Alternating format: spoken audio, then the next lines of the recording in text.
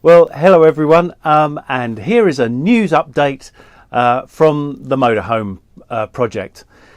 It's been a busy week. Autumn's coming in, or fall as they like to call it here. It's definitely got a bit colder for sure, so we were lucky to get the work that we needed to get done this week. We had time to be able to pull the motorhome out into the driveway, the middle of the driveway, got rid of the other cars, and were able just to get at it all sides, because this week that's just gone was all about rubber. We had two major projects on, which was we had the roof to do. We put a new coat of EDPM, which is a rubber type material, onto the roof to give that some longevity. It's been way too many years since that was since it was last maintained, and we've had several little nagging leaks. As the pioneers used to say when they were moving their way west, there's nothing worse than a leak in your wagon. And so we used some old pioneering techniques to fix it. We applied a very scientific rubber material, EDPM, which came from a company called Dicor. And I've got to say, we were very impressed with it. Now, just so as you know, EDPM, okay, stands for ethylene propylene diene terpolymer. I don't know what the M stands for, but it's a rubber membrane that we put on, and we've got some video of actually doing it. But it was a bit of a project that we've never done anything like it before, so it was quite interesting for us to be able to get involved with it. The first thing that we did was the first important thing to bear in mind is the most tempting thing for me was I wanted to clean the roof, and the instructions very clearly state, do not clean the roof. Okay, you blow all the leaves off it for sure, but don't actually put any water onto it. You use their cleaning solution. That's the first part of it. It comes, you put it into a spray bottle and you coat the whole roof in this cleaning solution. And according to the videos, what that does is that's the first part of a kind of a lock and key technology that they've developed for it. So it actually gives the rubber coat, the EDPM coating, something to bond to on the roof. So it was very important not to do that.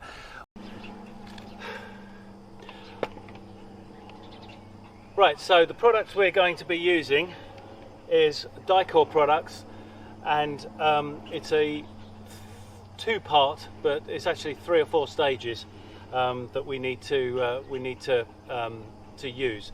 The first stage, after we've sheeted off the motorhome, is to use this, which is a rubber roofing coating system, and it's also a cleaner, because as everybody should know by now, that you don't wash the roof before you start. That was my obsession, was to get the roof clean, but apparently no, you need to apply this to the roof and then clean it and wash it off. The second part is this, which is the epoxy, which is the rubber EPDM solution, and it's 2 coats of this. So we've got backups, because we're probably going to go through 4 gallon, however much of this. What is this? However many gallons of this. Is that a gallon? Yes. A gallon. So we're going to need at least 2 gallons of this for the roof, and it all needs to be done in one day. So time to tick in. It's coming up to 11 o'clock in the morning, and we had better get our hustle on. So off we go. We had to sheet off. We had to use plastic sheeting all around the motorhome to stop any runoff getting onto the bodywork, because it does create a bit of a mess when you're doing it. So that was actually very time consuming. I think that took probably the best part of an hour and a half to get the whole motorhome covered in plastic sheeting. But once that was done, the rest of the job was really just a question of time more than anything, because they recommend you take no longer, you try and do it all in one day. You need a good clean, you need good weather, and you need to have it all completed so that it will cure at least 2 hours before sunset. So we were on a race against time. I think we started about 11 o'clock in the morning to get it all done. So it was quite a significant project for us. You basically, once you've got the cleaning solution on, which is a cleaner and activator, you let that dry, and then once that's dry, you then we used a power washer just to clean the roof off. Then you have to let the roof dry, and then you start applying the actual rubber solution. And it's a coating system. It recommends that you do 2 coats. We had enough material. This is a 32-foot motorhome, and we had enough to do 3 coats from 2 gallons of the roofing material. So I was pretty convinced that we've sealed all that needs to be sealed, because if you've seen the previous videos, we'd already put in some Eternabond around all the seals. So we now have Eternabond on the seals, and then we've covered the Eternabond with the EDPM roofing as well. So I think we're pretty good.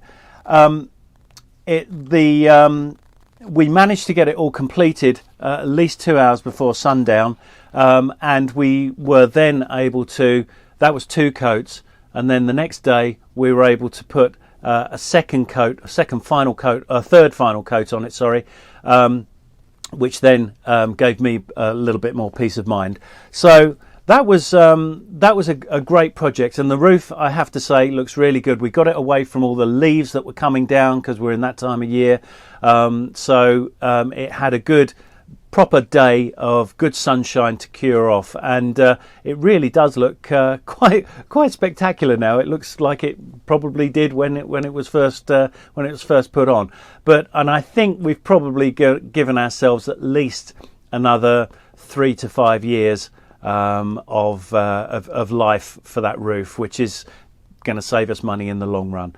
But very good system, Dicor products. I'll put the links to all those, all the products that we used, sort of in the video as well. But very impressed with that product, and it turned up on time, and was fairly easy to use even for a novice like me. So I was very impressed with it. The second rubber job that we did was for the windows, which we bought all the material from the king of rubber sealing solutions, which is Steel Rubber Products. They were very, very nice to us when we phoned them up and told them that we'd never done anything like this before.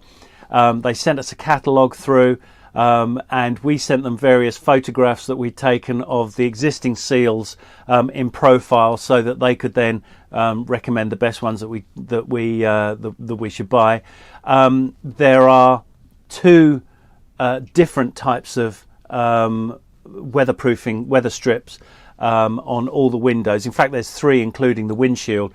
We didn't want to touch the windshield because the advice that we had was to reapply the loose weather stripping on it, because to take that off, to clean out the channel, would mean taking the whole windshield off, and taking that off, because it's glued to the actual bodywork, would probably break it, and we'd be looking at somewhere about sort of three grand just to replace the windshield. So the advice that we took was to reapply the loose weather stripping. We filled in a couple of gaps, and we're pretty confident they've done a good job with that. We've got a good job with that. So the other 2 types were, we had a fixed window weather stripping, which is a small weather strip, and then we had a sliding window weather strip, which is a different size. 10 windows. We were surprised, obviously, at how many feet of weather stripping that was, but we ordered enough, and we got all the materials turned up on time, no problem, and we replaced all of the rubber weather stripping as a push fit. We've now got a lot of extra rubber glue left over because we thought we'd need to use some of that, and we didn't. So we've now got 2 tubes of very expensive rubber glue. If anybody wants some. So anyway, that was good. It was an interesting job to do because obviously never, like most of these jobs, we've never done anything like this before. But it was interesting. One thing that we did find when we removed the weather stripping was bugs. We found a bug had laid eggs and had like a cocoon. There were little worms inside cocoons, and we did a search on the internet and found out that it's from the grass carrying wasp, which is a non-stinging wasp. It's a pollinator, so we're a bit gutted that we had to get rid of them, but they couldn't really stay in the channels. But they were lined up all down the channel, all these little cocoons, and so we had to hook all those out, much to the shock and disgust of Donna, because she's not really a bug fan. So we got those out and cleaned out the channels, and then put the weather stripping in. And the weather stripping was very easy to apply once I'd learned the technique of how to do it, which really is slowly and using the correct tools that Steel Rubber Products had supplied us as well, rather than your thumb to try and force it in. And it worked really good. We're really pleased with it. So we've now got 2 different types of weather stripping in, and we've measured it pretty correctly. We didn't have much left over, so that was a minor success for us. The third job we did this week has been to finish decorating the bathroom. It was for the smallest room in the house. It took the longest time. It was very difficult, lots of different angles to work with, lots of different surfaces, different shapes of surface to work with, but we got the hang of it, and Donna ordered a very extraordinary print from Spoonflower, and we'll show you some photographs of that. But we themed it around 2 prints that we'd ordered from Vicky Sawyer through Zazzle, and we'll put the link to that in the comments below as well. But we ordered Harvey the Puka and another desert rabbit, or desert hare I think it is, that Donna ordered, which we've named Flora, and we'll show you those photographs as well, or those pictures as well. But we now have a puka themed bathroom. And it's just a bit of fun, bit of quirkiness, and we've completely over decorated the smallest room in the house. I hope you enjoy the photographs, and look forward to showing you those when they come up on the video. The next project that we've got to do is going to be quite significant, because it's the next. I think it's the last big project that we've got left, which is to repaint the shower. We've got a shower back there that's all 1990s brass effect, so we are going to try and strip that down a bit and then apply black paint to it, so that will be another video that we're going to serve up for you. And included in that video will be a little piece from us about the world's most travelled paintbrush, the world's most travelled $1 paintbrush, and other things that we've ordered from Amazon which weren't quite the size that we expected when they turned up. So that's pretty much it. Next up is that we are going to just do some other little maintenance pieces. We're probably going to run into winter now before we can get a chance to get out. We've also got another little project underway, which is probably going to be our most daring yet, because we've discovered that the RV parks we need to book the RV parks at least 6 months in advance now, because there's so many people doing RVing, and our feeling is very much that RV parks are to camping what cruise ships are to sailing. So we really don't want to be sort of cheek by jowl with other campers, with a little 12-foot space between us and the next one. So we are going to keep our eyes out for a piece of land, and we're going to create our own little RV park on it, just for us. So it'll be our own little campsite. We'll be on our own. We'll be able to do all our own little video projects without being interfered with by other people. But so I know that's not really the spirit of camping, but it kind of suits us. We were looking for a holiday sort of place that we could vacation with, and I think this would probably be a good idea for us. So if you like this or are interested in following our progress, please don't forget to hit the like button and hit the subscribe button. It doesn't cost you anything, but it helps us to bring more videos to you. And we hope we can keep you entertained with our journeys of two newbies trying to rehabilitate this old motorhome. And very much looking forward to serving up more videos for you anyway. So thank you for watching, and we'll see you soon. Take care.